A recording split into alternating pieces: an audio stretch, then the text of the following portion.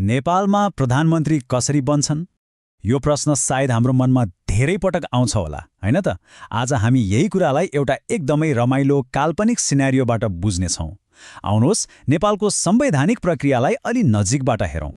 एकछिन सोच्नुस् त, कुनै एउटा पार्टीले चुनावमा भनौँ न प्रचण्ड बहुमतले जित्यो रे। अब के हुन्छ?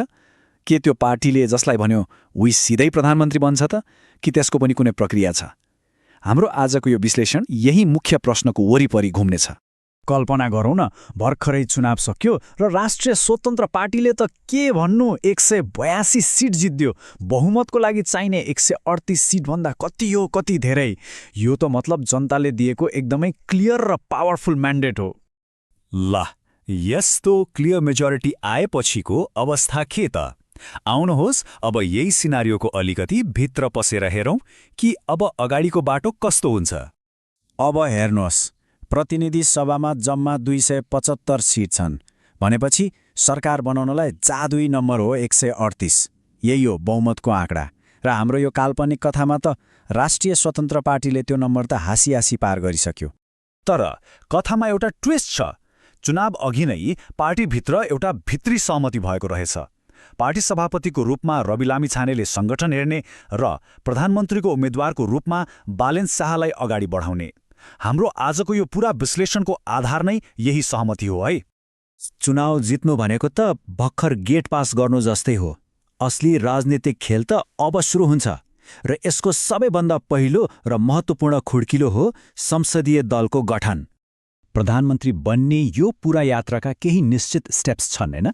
जस्तै चुनावको रिजल्ट घोषणा हुन्छ, त्यसपछि संसदीय दल बन्छ, नेता चुनिन्छ, अनि राष्ट्रपति कहाँ दाबी पेश हुन्छ र फाइनली प्रधानमन्त्रीको नियुक्ति। हामी एक एक गरेर यी सबै स्टेप्सलाई हेर्दै जानेछौँ। अब यो संसदीय दल भनेको के हो त? सुन्दा अलि गाह्रो लाग्ला, तर यो सिम्पल छ। एउटै पार्टीबाट चुनाव जितेका जति पनि सांसदहरू छन् नि, उनीहरूको एउटा अफिसियल ग्रुप हो यो। चुनावको रिजल्ट आएपछि राष्ट्रिय स्वतन्त्र पार्टीका सबै नयाँ सांसदहरू पहिलो पटक यही ग्रुपमा एकै ठाउँमा भेला हुन्छन्। एउटा कुरा चाहिँ एकदमै याद राख्नुपर्छ है, नेपालको संसदीय प्रणालीमा प्रधानमन्त्री बन्नलाई पहिलो र अनिवार्य शर्त नै हो संसदीय दलको नेता चुनिनु। यो स्टेप स्किप गर्न मिल्दैन। त्यसैले पार्टीको त्यो आन्तरिक सहमति अनुसार बालेन शाहले यो पद जित्नै पर्छ। ल, संसदीय दलको नेता त चुनिए। अब के?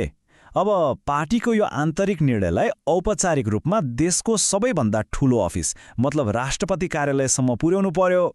आफ्नो नेता छानिसकेपछि अब राष्ट्रिय स्वतन्त्र पार्टीले के गर्छ भन्दा हामीसँग संसदमा क्लियर बहुमत छ भन्ने प्रमाणसहित सरकार बनाउनका लागि राष्ट्रपति समक्ष औपचारिक दाबी पेश गर्छ। यो भनेको ल हेर्नुहोस्, हामीसँग नम्बर छ, अब हामीलाई सरकार बनाउन दिनुस् भनेर आधिकारिक रूपमा भन्नु जस्तै हो। यो सबै प्रक्रिया हावामा भएको होइन है। यसको कानुनी आधार छ। त्यो हो नेपालको संविधान 2072 को धारा 76 हो।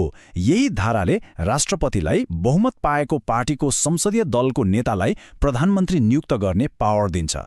र अब आउँछ हाम्रो कथाको क्लाइम्याक्स, नयाँ प्रधानमन्त्रीको औपचारिक नियुक्ति र नयाँ सरकारको गठन।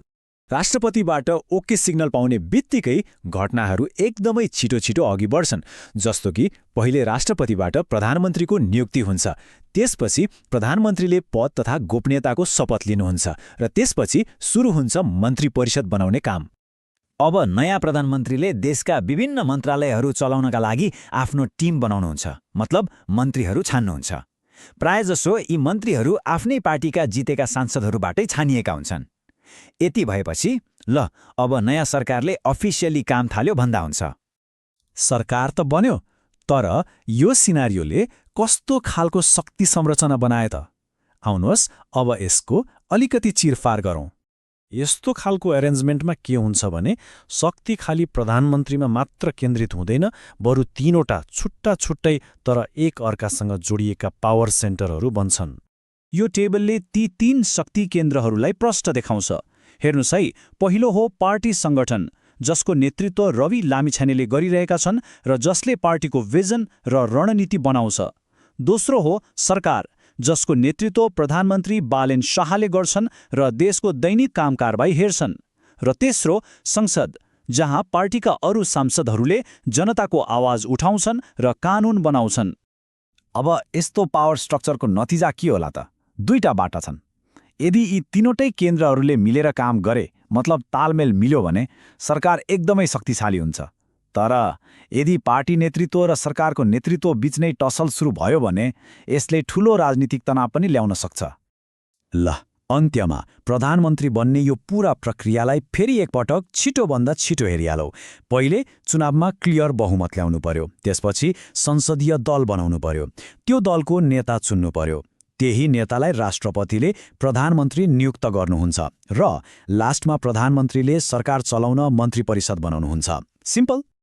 र जाँदा जाँदै एउटा सोच्नुपर्ने प्रश्न, पार्टी र सरकार बीचको यस्तो शक्ति साझेदारी यो वास्तवमा बलियो सरकार बनाउने फर्मुला हो कि राजनैतिक अस्थिरता निम्त्याउने कारण? यसबारे विचार गर्नुहोला।